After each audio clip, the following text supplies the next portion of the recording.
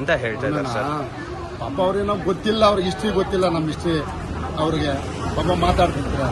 ನಾನು ಗೆದ್ದು ನಿಮ್ಮ ಶಾಸಕನಿಗಿಂತ ಮೇಲಿನ ಪೋಸ್ಟು ಮಿನಿಸ್ಟರ್ ಪೋಸ್ಟ್ ಅನುಭವಿಸ್ಕೊಂಡು ಬಂದಿರೋಣ. ನಾನು ಬೆಂಗಳೂರು ನಗರ ಜಿಲ್ಲಾ ಪಂಚಾಯತಿಲಿ ಅಧ್ಯಕ್ಷನಾಗಿ 4 ವರ್ಷ ಅಲ್ಲಿ ಅಧ್ಯಕ್ಷನಾಗಿ ಇದ್ಕೊಂಡು ಕ್ಯಾಬಿನೆಟ್ ಮಿನಿಸ್ಟರ್ ಪೋಸ್ಟ್ ಅನ್ನ ಅನುಭವಿಸಿಕೊಂಡು 3 ಜನ ಮುಖ್ಯಮಂತ್ರಿಗಳ ಜೊತೆ ಕೆಲಸ ಮಾಡಿಕೊಂಡು ಕಾಂಗ್ರೆಸ್ ಅವರು, ಬಿಜೆಪಿ ಅವರು, ಜೆಡಿಎಸ್ ಅವರು ಮುಖ್ಯಮಂತ್ರಿಗಳು ಇದ್ದಾಗೂ ಕೂಡ ನಾವು ಕೆಲಸ ಮಾಡಿಸ್ಕೊಂಡು ತಾಕತ್ತಿದ್ರೆ ಎದುರಿಗೆ ಮಾತಾಡಬೇಕು.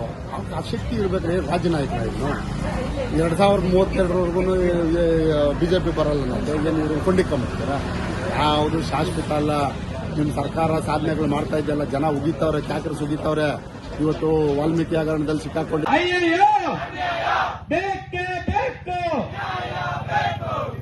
ಲೂಟಿ ಮಾಡಿರುವ ಸರ್ಕಾರಕ್ಕೆ ಹೇಳಿದಿಕ್ಕಾರ. ಎಸ್ಸಿ ಎಸ್ಟಿ ಹಣವನ್ನು ಲೂಟಿ ಮಾಡುತ್ತಿರುವ ಸರ್ಕಾರಕ್ಕೆ ಹೇಳಿದಿಕ್ಕಾರ. ಹೋರಾಟ ಹೋರಾಟ. ಭ್ರಷ್ಟ ಡಿಕೆ ಶಿವಕುಮಾರ್ಗೆ ಹೇಳಿದಿಕ್ಕಾರ. ಭ್ರಷ್ಟ ನಾಗೇಂದ್ರ ಅವರಿಗೆ ಹೇಳಿದಿಕ್ಕಾರ. ನಮ್ಮ ಜಿಲ್ಲಾಧ್ಯಕ್ಷರಾದ ರಾಮಚಂದ್ರೇಗೌಡರು ಮತ್ತು ಡಾಕ್ಟರ್ ಸುಧಾಕರನ್ ಅವರ ನೇತೃತ್ವದಲ್ಲಿ 3ನೇ ದಿನ ಧರಣಿ. ಇವತ್ತು ಕಾಂಗ್ರೆಸ್ನ ವಿರುದ್ಧ ಭ್ರಷ್ಟ ಸಚಿವರಾದಂತಹ ನಾಗೇಂದ್ರ ಅವರ ವಿರುದ್ಧ ಇವತ್ತು ಧರಣಿಯನ್ನು ಕಿತ್ಕೊಂಡು ಇಡೀ ರಾಜ್ಯದಲ್ಲಿ ಎಲ್ಲ ಜಿಲ್ಲಾ ಕೇಂದ್ರಗಳಲ್ಲಿ ಜಿಲ್ಲಾಧಿಕಾರಿಗಳ ಒಂದು ಕಚೇರಿ ಮುಂಭಾಗದಲ್ಲಿ ಇವತ್ತು ಧರಣಿಯನ್ನು ಮಾಡ್ತಾ ಇದ್ವಿ. ಅವ್ರನ್ನ ತೊಲಗಿಸಬೇಕು, ಅವ್ರ ರಾಜೀನಾಮೆ ಕೊಡಬೇಕು ಅಂತ ಇವತ್ತು ಅಹೋರಾತ್ರಿ ಧರಣಿ ಕೂಡ ಮಾಡಲಿಕ್ಕೆ ನಮ್ಮ ಶಾಸಕರು ವಿಧಾನಸಭೆಯಲ್ಲಿ ಕೂಡ ಮಾಡ್ತಾ ಇದ್ದಾರೆ. ಇವತ್ತು ವಿಜೇಂದ್ರಣ್ಣ ಅವರ ನೇತೃತ್ವದಲ್ಲಿ ರಾಜ್ಯಾದ್ಯಂತ ಇವಾಗ ಯಶಸ್ವಿಯಾಗಿ ಈ ಒಂದು ಧರಣಿಯನ್ನು ಮಾಡ್ತಾ ಇದ್ವಿ. ಅವ್ರನ್ನ ತೊಲಗಿಸಬೇಕು ಕಾಂಗ್ರೆಸ್ ಸರ್ಕಾರ. ಇವತ್ತು ಯಾವುದೇ ಒಂದು ಇದಿಲ್ಲದೆ ಅವ್ರಿಗೆ ಹೈಕಮಾಂಡ್ ಮಣೆ ಹಾಕಿ ಅವ್ರಿಗೆ ಮತ್ತೆ ಸಚಿವ ಸ್ಥಾನ ಕೊಟ್ಟಿರೋದು ದುರ್ದೈವ.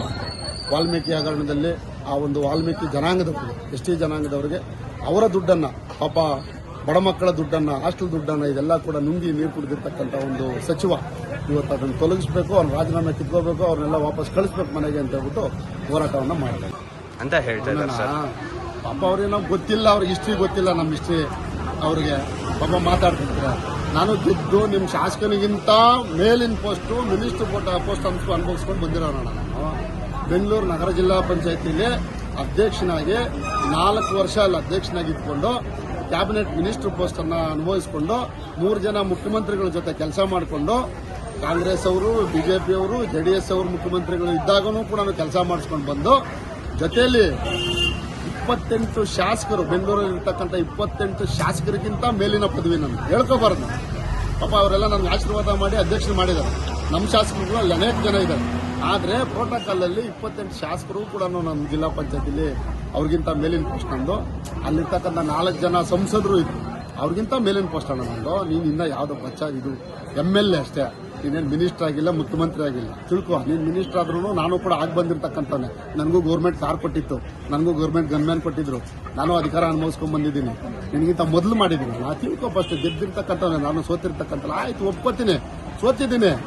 ನನಗೂ 63,000 ಓಟ್ ಹಾಕಿದಾರೆ. ನಾಳೆ ನಿಮ್ಮ ಥರ ಅಳಕ್ಕುಳಕ್ಕೆ ಬಂದಿಲ್ಲ. ಇಲ್ಲ ಏನೋ ಒಂದು ಅಳಕ್ಕುಳಕ್ಕೂ ಅದೃಷ್ಟದ ಮೇಲೆ ಬಂದ್ಬಿಟ್ಟೆ. ನಾನು ಕಷ್ಟಪಟ್ಟು ಸಂಘಟನೆ ಮಾಡಿ 63,000 ಓಟ್ ತಗೊಂಡಿರೋದು. ನಾನು ಮುಂದೆ ಗೆದ್ದೆ ಗೆಲ್ತೀನಿ. ಇರಲಿ, ಇವತ್ತು ಸೋಲೆ ನಾಳೆ ಗೆಲುವು ಒಪ್ಕೋತೀನಿ. ನೀನು ಹೇಳಿದ ಮಾತು ನಾನು ಒಪ್ಕೋತೀನಿ. ಪಾಪ ಆದಿನಾರಾಯಣ ಹೇಳ್ದೆ, ಸೋತ್ಬಿಟ್ಟಿದೆಯಾ, ಸುಣ್ಣ ಆಗ್ಬಿಟ್ಟಿದೆ ಅಂತ. ಆಯ್ತು, ಒಪ್ಕೋತೀನಿ. ಸೋತಿರೋದೇನೆ ಅಂತ ಒಪ್ಕೋಬೇಕು. ನಾನು ಇಲ್ಲ ಅಂತ ಹೇಳ್ತಾ ಇಲ್ವ. ಜನಾದೇಶ, ಜನ ಅಭಿಪ್ರಾಯದಿಂದ ಇವತ್ತು ನಾನು ಸೋತಿದ್ದೀನಿ, ಒಪ್ಕೋತೀನಿ. ನಿಮ್ಮ ಸಿದ್ದರಾಮಯ್ಯನೂ ಸೋತಿದ್ದಾರೆ, ಮುಖ್ಯಮಂತ್ರಿ ಆದರು.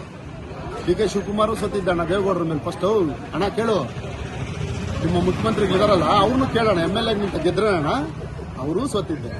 ಆಮೇಲೆ ಗೆದ್ದು ಬಂದು ಅವ್ರು ಮುಖ್ಯಮಂತ್ರಿ ಆಗಿದ್ದು. ನಿಮ್ಮ ಸೋನಿಯಾ ಗಾಂಧಿಗೆ ಗೆದ್ದಿದ್ದಾರಣ್ಣ, ರಾಹುಲ್ ಗಾಂಧಿ ಗೆದ್ದಿದ್ದಾರಣ್ಣ. ನನ್ನ ಮಾತ್ರ ಸರ್ಜಾಪುರದಿಂದ ಬಾಗೇಪಲ್ಲಿಗೆ ಬಂದಿದ್ದೆ ಅಂತಿಲ್ಲ ಅಣ್ಣ.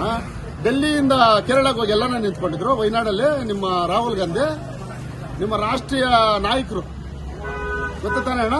ಮಲ್ಲಿಕಾರ್ಜುನ್ ಖರ್ಗೆ ಗೆದ್ದಿದ್ರಣ್ಣ, ಸೋತಿಲ್ವಣ್ಣ? ಇನ್ನ ಬೇಕಣ್ಣ ಇಷ್ಟೇ? ಇನ್ನ ಯಾರ್ಯಾರು ಬೇಕು? ನಿಮ್ಮ ಪಾರ್ಟಿಲಿ ಅನೇಕ ಜನ ಸೋತಿರ್ತಕ್ಕಂಥವ್ರು ಇವತ್ತು ರಾಜ್ಯದ ನಾಯಕರು, ರಾಷ್ಟ್ರೀಯ ನಾಯಕರು. ನಿಮ್ಮ ಇಂದಿರಾ ಗಾಂಧಿನೂ ಸೋತಿದ್ರು. ತಿಳ್ಕೊ, ಫಸ್ಟು ಸೋತ್ಬಿಟ್ರೆ ಮನುಷ್ಯನೇನು ಸೋತ್ಬಿಟ್ರೆ ಮನೆಗೆ ಇದ್ಬಿಟ್ಟಿದ್ದೀನಿ ಅನ್ಕೊಂಡಿದ್ಯಾ? ಯಾವುದೇ ಕಾರಣಕ್ಕಿಲ್ಲ. ಆಮೇಲೆ ಇನ್ನೊಂದು ಪದ ಏನೋ ಬಳಸಿದ್ದೆ, ನೀನು ಬಾಗೇಪಲ್ಲಿ ಬರ್ಸಲ್ಲ ಅಂತ. ಬಾಗೇಪಲ್ಲಿ ಯಾರಪ್ಪಂದಲ್ಲ.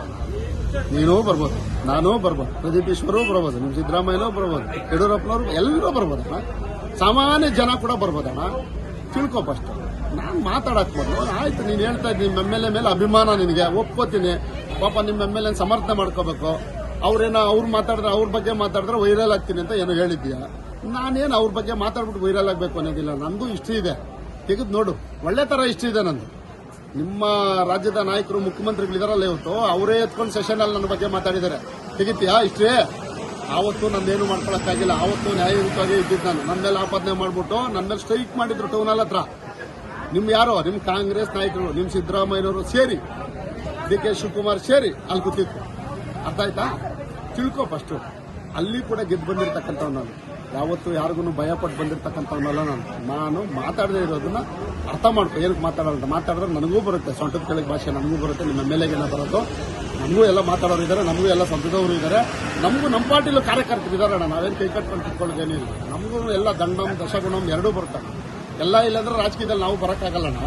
ಇಲ್ಲಿವರೆಗೂ ನಾನು ಬೆಂಗಳೂರಲ್ಲಿ ಜಿಲ್ಲಾ ಪಂಚಾಯತ್ ಇದ್ದಾಗ ಅಧ್ಯಕ್ಷನಾಗಿ 3 ವರ್ಷ, ಮತ್ತೆ ಬೋರ್ಡ್ ಚೇರ್ಮನ್ ಆಗಿ ಅಲ್ಲೂ ಕೂಡ ಕ್ಯಾಬಿನೆಟ್ ಮಿನಿಸ್ಟರ್ ಪೋಸ್ಟ್ ಅನುಭವಿಸಿಕೊಂಡು ಬಾಗೇಪಲ್ಲಿವರೆಗೂ ಬಿಪರಂ ತಗೊಳ್ತಾ ಇರಲಿಲ್ಲ. ನಾನು ಸ್ವಲ್ಪ ಶಕ್ತಿಯುತವಾಗಿ ಏನೋ ಪಾಪ ಕಷ್ಟಪಟ್ಟು ಪಕ್ಷದಲ್ಲಿ ಗಟ್ಟಿಯಾಗಿ ನಿಂತ್ಕೊಂಡಿದ್ದಕ್ಕೆ ನನಗೂ ಏನೋ ಬಿಪರಂ ಕೊಟ್ಟು ಬಾಗೇಪಲ್ಲಿ ಗೋಟೆ ಕಳಿಸಿದ್ದಾರೆ.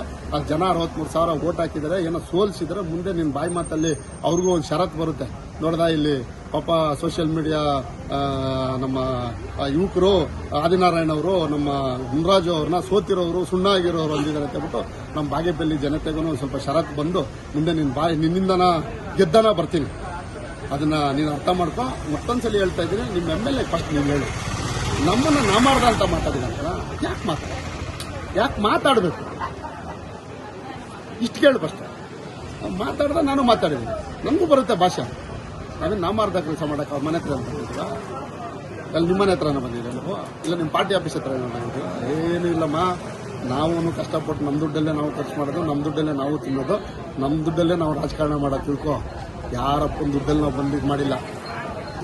ನೀವು ಅನೇಕ ಕಾಂಗ್ರೆಸ್ ನಾಯಕರಿಗೂ, ಕಾಂಗ್ರೆಸ್ MLAಗಳು, ಕಾಂಗ್ರೆಸ್ ಮಿನಿಸ್ಟರ್ಗಳು ಇವತ್ತು ನನಗೆ ಟಚಲ್ಲಿದ್ದಾರೆ. ಅವ್ರು ಎಷ್ಟು ಗೌರವ ಕೊಡ್ತಾರೆ, ನಾವು ಎಷ್ಟು ಜನ ಅವ್ರು ಗೌರವ ಕೊಡ್ತೀವಿ ಅನ್ನೋದು ಫಸ್ಟ್ ನೀನು ನೋಡ್ಕೊ. ಬೆಂಗಳೂರಲ್ಲಿ ಘಟಾನುಘಟಿಗಳಿದ್ದಾರೆ. KJ ಜಾರ್ಜ್ ಅವರು ಇನ್ಚಾರ್ಜ್ ಮಿನಿಸ್ಟರ್ ಆಗಿದ್ರು, ಪರಮೇಶ್ವರ್ ಇನ್ಚಾರ್ಜ್ ಮಿನಿಸ್ಟರ್ ಆಗಿದ್ರು, ರಾಮಲಿಂಗಾರೆಡ್ಡಿ ಅವರಾಗಿದ್ರು. ಇಂಥ ಘಟಾನುಘಟಿಗಳೆಲ್ಲ ಕೂಡ ಇವತ್ತು ಮುನ್ರಾಜು ಅಂದ್ರೆ ಪ್ರೀತಿ ವಿಶ್ವಾಸದಿಂದ ಕರೆದು ಕುತ್ಕೊಂಡು ಕಾಫಿ ಕೊಟ್ಟು ಕಳಿಸ್ತಾರೆ ಮಾತಾಡ್ಕೊಂಡು. ನನ್ನ ಒಳ್ಳೆ ಅಧ್ಯಕ್ಷನಪ್ಪ, ಒಳ್ಳೆ ಆಡಳಿತ ಅಂತ ನಿನ್ನಂಗೆ ಉಳಿಸ್ಕೊಂಡು ಯಾವತ್ತರ ಬಂದಿಲ್ಲ. ಕಾಂಗ್ರೆಸ್ ಅವ್ರನ್ನ ಯಾವತ್ತೂ ನಾನು ಬೈದಿಲ್ಲ. ಬೈಯೋದು ಯಾವ ರೀತಿ ಬೈಬೇಕು ಅಂದ್ರೆ, ಅಧಿಕಾರದಲ್ಲಿದ್ದಾಗ ಜನರಿಗೆ ತೊಂದರೆ ಆದಾಗ ಜನರಿಗೆ ಕೆಲಸ ಮಾಡಿಕೊಟ್ಟಿಲ್ಲ ಅನ್ನೋದು ಬೈಯಪ್ಪ.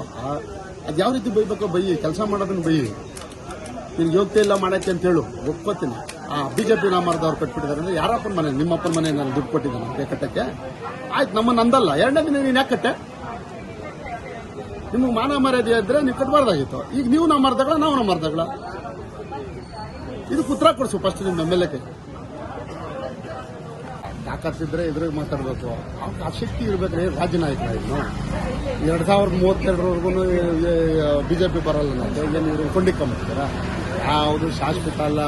ನಿಮ್ಮ ಸರ್ಕಾರ ಸಾಧನೆಗಳು ಮಾಡ್ತಾ ಇದೆಯಲ್ಲ, ಜನ ಉಗಿತವ್ರೆ, ಕ್ಯಾಕರ್ಸ್ ಉಗಿತವ್ರೆ. ಇವತ್ತು ವಾಲ್ಮೀಕಿ ಹಗರಣದಲ್ಲಿ ಸಿಕ್ಕಾಕೊಂಡಿದ್ದೀರಾ, ಮೂಡ ಹಗರಣದಲ್ಲಿ ಸಿಕ್ಕಾಕೊಂಡಿದ್ದೀರಾ, SC ST ಜನಾಂಗ ಸೋಷಿಯಲ್ ವೆಲ್ಫೇರಲ್ಲಿ ಎಲ್ಲ ಲೂಟಿ ಹೊಡೆದು ಬಿಸಾಕಿದ್ದೀರಾ. ಇವತ್ತು ನೀವು ಬೆಂಗಳೂರಲ್ಲಿ ಜನಕ್ಕೆ ತೊಂದರೆ ಕೊಡ್ತಾ ಇದ್ದೀರಾ. ಬೆಂಗಳೂರಲ್ಲಿ ನೀವು ಇವತ್ತು ಕಾರ್ ನಿಲ್ಸ್ಕೊಳ್ಳೋಕೆ ಕೂಡ ಸಾರ್ವಜನಿಕರಿಗೆ ದುಡ್ಡು ಕಟ್ಟಬೇಕು, ಟ್ಯಾಕ್ಸ್ ಕಟ್ಟಬೇಕು ಅನ್ನೋ ನಿಟ್ಟಿನಲ್ಲಿ ಲೂಟಿ ಹೊಡ್ತಾ ಇದ್ದೀರಾ. ಅಡಿಗೆ 100 ರೂಪಾಯಿ ತಗೊಂಡು ಇದು ಮಾಡ್ತಾ ಇದ್ದೀರಾ. ಡೆವಲಪರ್ಗಳು ಯಾರು ನಿಮ್ಗೆ ಸಪೋರ್ಟ್ ಮಾಡೋಕ್ಕಾಗ್ತಾ ಇಲ್ಲ. ನೀವೆಲ್ಲ ಕ್ರಷರ್ಗಳಲ್ಲಿ ಲೂಟಿ ಹೊಡ್ತಾ ಇದ್ದೀರಾ. ಇನ್ನೇ ಬೇಕಾ ಇವೆಲ್ಲನೂ? ಇದಕ್ಕೆ ಘನಕಾರ್ಯ ಮಾಡೋದಕ್ಕೆ ನಿಮಗೆ 2032ವರೆಗೂ, ನಿಮಗೆ 38ವರೆಗೂ ನಿಮ್ಮ ಅಧಿಕಾರ ನಿಮಗೆ ಇರುತ್ತೆ ಅನ್ಕೊಂಡಿದ್ರೆ ಕನಸಮ್ಮ. ಎಲ್ಲ ಅರ್ಥ ಮಾಡ್ಕೋ.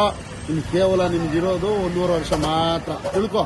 ಈ 1.5 ವರ್ಷದಲ್ಲಿ ನೀನು ಫಸ್ಟ್ BJP ಇಲ್ಲಿ ಚಿಕ್ಕಬಳ್ಳಾಪುರದಲ್ಲಿ ಗೆಲ್ಲು, ಸೀಟ್ ತಗೋ. ನಿಮ್ಗೆ ಸೀಟ್ ಕೊಡ್ತಾರೋ ಇಲ್ಲ ಫಸ್ಟ್ ಅದು ನೋಡ್ಕೊ. ಫಸ್ಟ್ ಸೀಟ್ ತಗೊಂಡು ನೀನು ಇಲ್ಲಿ ನಿಂತ್ಕೊಂಡು ಗೆದ್ದು ವಿಧಾನಸೌಧಕ್ಕೆ ಬಾ. ನಾನು ನಿನ್ನ ಜೊತೆ ಬರ್ತೀನಿ. ನಾನು 100% ಬರ್ತೀನಿ, ಇದಂತೂ ಗ್ಯಾರಂಟಿ. ನೀವು ಅಲ್ಲಿ ಬಂದು ಈಗ ಹೇಳ್ತಾ ಇದೆಯಲ್ಲ, ಅದನ್ನ ಅವತ್ತು ಆ ಭಾಷೆನ ಅಲ್ಲಿ ವಿಧಾನಸೌಧದಲ್ಲಿ ಮಾತಾಡೋಣ. ಯಾವುದೇ ಕಾರಣಕ್ಕೂ ಕನಸಿಟ್ಕೋಬೇಡ. ಈ ರಾಜ್ಯದಲ್ಲಿ ನೀವು ಮಾಡಿರ್ತಕ್ಕಂಥ ಸಾಧನೆಗಳು, ನಿಮ್ಮ DK ಶಿವಕುಮಾರ್ ಮಾಡಿರ್ತಕ್ಕಂಥದ್ದು, ಸಿದ್ದರಾಮಯ್ಯನವರು ಮಾಡಿರ್ತಕ್ಕಂಥದ್ದು, ನಿಮ್ಮ ಮಂತ್ರಿಗಳು ಮಾಡಿರ್ತಕ್ಕಂಥದ್ದು, ಈ ಜಗಜ್ಜಾಹಿರು ಜನಕ್ಕೆ ನಿಮ್ಮ ಗ್ಯಾರಂಟಿ ಬಗ್ಗೆ ಯಾವ ರೀತಿ ನಡೀತಾ ಇದೆ ಅಂತ, ಎಷ್ಟು ಲೂಟಿ ಹೊಡಿತಾ ಇದ್ದಾರೆ ಅಂತ ಇಡೀ ಜಗಜ್ಜಾಹಿರಾಗಿದೆ. ಇದನ್ನೆಲ್ಲ ಕನಸು ಬಿಟ್ಬಿಟ್ಟು ನಿನ್ನ ಬಾಯಿಗೆ ಬಂದ್ರೆ ನೀನು ಮಾತಾಡ್ತೇನೆ. ನಿನ್ನ 2 ಪುಣ್ಯ 38ವರೆಗೂ ಅಂತ ಹೇಳಿದ್ಯಲ್ಲ. ನಿನಗೆ 75-80 ವರ್ಷ ಆಗೋವರೆಗೂ ನಮ್ಮದೇ ಸರ್ಕಾರ ಅಂತ ಹೇಳಿಲ್ವಲ್ಲ ಪುಣ್ಯ. ನಾನು ಮುಖ್ಯಮಂತ್ರಿ ಆಗ್ತೀನಿ, ನಾನೇ ನಡ್ಸ್ಕೊತೀನಿ ಅಂತ ಹೇಳ್ಬೋದು ನೀನು. ಮೋಸ್ಟ್ಲಿ ಯಾಕಂದ್ರೆ ನೀನು ಅವೆಲ್ಲ ಹೇಳ್ತೀನಿ. BJP ನಮ್ದೆಲ್ಲ ನ್ಯಾಷನಲ್ ಪಾರ್ಟಿ ಅಲಯನ್ಸ್ ಮಾಡ್ಕೊಂಡು ರಾಜ್ಯದಲ್ಲಿ ರಾಜಕಾರಣ ಮಾಡುವಂಥದ್ದು BJP ಸಿದ್ಧಾಂತದಲ್ಲಿ BJP ಅವ್ರು ಮಾಡ್ತಾ ಇದ್ರು, JDS ಅವ್ರ ಸಿದ್ಧಾಂತದಲ್ಲಿ ಅವ್ರು ಮಾಡ್ತಾರೆ. ಅವರು ಹೋರಾಟ ಮಾಡ್ತಾ ಇರೋದಕ್ಕೆ ನಮ್ಮ ರಾಜ್ಯಾಧ್ಯಕ್ಷರು ಕೂಡ ಬೆಂಬಲವನ್ನು ಸೂಚಿಸಿದ್ದಾರೆ, ಸಾಂಕೇತಿಕವಾಗಿ ಬೆಂಬಲ ಕೊಟ್ಟಿದ್ದಾರೆ. ನಮ್ಮ ವಿರೋಧ ಪಕ್ಷದ ನಾಯಕರು ಕೂಡ ಹೋಗಿ ಬಂದಿದ್ದಾರೆ. ಅವರು ಹೋರಾಟ ಜೆಡಿಎಸ್ ಪಕ್ಷದವರು ಸ್ಟ್ರಾಂಗ್ ಆಗಿ ಕುತ್ಕೊಂಡು ಅವ್ರು ಹೋರಾಟ ಮಾಡ್ತಾ ಇದ್ದಾರೆ. ಇವತ್ತು ನಮ್ಮ ಬಿಜೆಪಿ ಪಕ್ಷದ ನಾವು ಇವತ್ತು ರಾಘೇಂದ್ರ ಅವ್ರು ನಿಲ್ಲಿಸಬೇಕು ಅಂತ ಇಡೀ ಎಲ್ಲ ಜಿಲ್ಲಾ ಕೇಂದ್ರಗಳಲ್ಲಿ ನಾವು ಕುತ್ಕೊಂಡು ಹೋರಾಟ ಮಾಡ್ತೀವಿ. ತನ್ನದೇ ಆದಂಥ ಒಂದು ಸಂಘಟನೆ ಇರುತ್ತೆ, ತನ್ನದೇ ಆದಂಥ ಹೊಂದಾಣಿಕೆ ಇರುತ್ತೆ, ಅವೆಲ್ಲ ಮಾಡ್ತಾ ಇದ್ದಾರೆ. ಅದಕ್ಕೆ ಇವ್ರು ಸುಮ್ಮನೆ ಬೇಕಾಬಿಟ್ಟು ಇವ್ರಿಗೆಲ್ಲ ತಂದಿಗೆ ಬಿಡೋಣ ಅಂತ ಹೇಳ್ಬಿಟ್ಟು ಮಾಡಿದ್ರೆ ಇವತ್ತು ಕುಮಾರಸ್ವಾಮಿ ಅವ್ರಿಗೂ ಶಕ್ತಿ ಇದೆ, ನಿಖಿಲ್ ಕುಮಾರಸ್ವಾಮಿ ಅವ್ರಿಗೂ ಶಕ್ತಿ ಇದೆ, ದೇವೇಗೌಡರಿಗೂ ಶಕ್ತಿ ಇದೆ. ಆ ಭಾಗದಲ್ಲಿ ಜೆಡಿಎಸ್ ನಾಯಕರು ಅನೇಕ ಜನ ಇದ್ದಾರೆ. ಫಸ್ಟ್ ಅವ್ರನ್ನ ಎದುರಿಸಲಿ ಸಾಕು. ಅವ್ರ ಜೊತೆಗೆ ಬಿಜೆಪಿ ಅವ್ರು ಬಂದ್ರೆ ನಿಮ್ಮ ಕೈಲಿ ಎದುರಿಸಕ್ಕಂತೂ ಆಗಲ್ಲ. ಈಗಲೂ ಬಿಜೆಪಿ ಅವ್ರ ಜೊತೆ ಇದ್ದೇ ಇರ್ತಿದೆ. ಕೆಲವು ಕಾರಣಾಂತರಗಳಿಂದ ಅಕಸ್ಮಾತ್ ಆ ಭಾಗದಲ್ಲಿ ನಮ್ಮ ಭಾರತೀಯ ಜನತಾ ಪಕ್ಷದ ನಾಯಕರುಗಳು ಕೆಲವರಿಗೆ ಹೋಗೋದು ಬರೋದು ಇರ್ತೈತೆ. ಇಲ್ಲ ಶಕ್ತಿಯುತವಾಗಿರ್ತಕ್ಕಂಥ ಜೆಡಿಎಸ್ ಇರ್ತಕ್ಕಂಥ ಕ್ಷೇತ್ರಗಳೆಲ್ಲ ಅವರು ಹೋರಾಟವನ್ನು ಬಲಪಡಿಸ್ತಾ ಇದ್ದಾರೆ. ಅವ್ರಿಗೆ ಬೆಂಬಲ ನಮ್ಮ ಬಿಜೆಪಿ ಕೊಟ್ಟಿದ್ದಾರೆ. ಇನ್ನೇನು ಏನ್ ಬೇಕು ರೈತರಿಗೆ? ಈಗ ನಾವು ಬೆಂಬಲ ಕೊಡ್ತೀವಿ ಬಿಡ್ತೀವಿ ಅನ್ನೋದು ಕ್ವಶನ್ ಅಲ್ಲ. ನೀವು ರೈತರು ಲೂಟಿ ಹೊಡಿತಾ ಇದ್ದೀರಲ್ಲ. ಇವತ್ತು ಎಲ್ಲಿ ನೋಡಿದ್ರು KDB ಅಕ್ವಿಜೇಷನ್ ಅಂತೀರಾ. ಯಾವ್ದೊಂದು ಫ್ಯಾಕ್ಟ್ರಿ ತಂದಿದ್ದೀರಾ ನೀವು ನಿಮ್ಮ ವ್ಯಕ್ತಿಗೆ?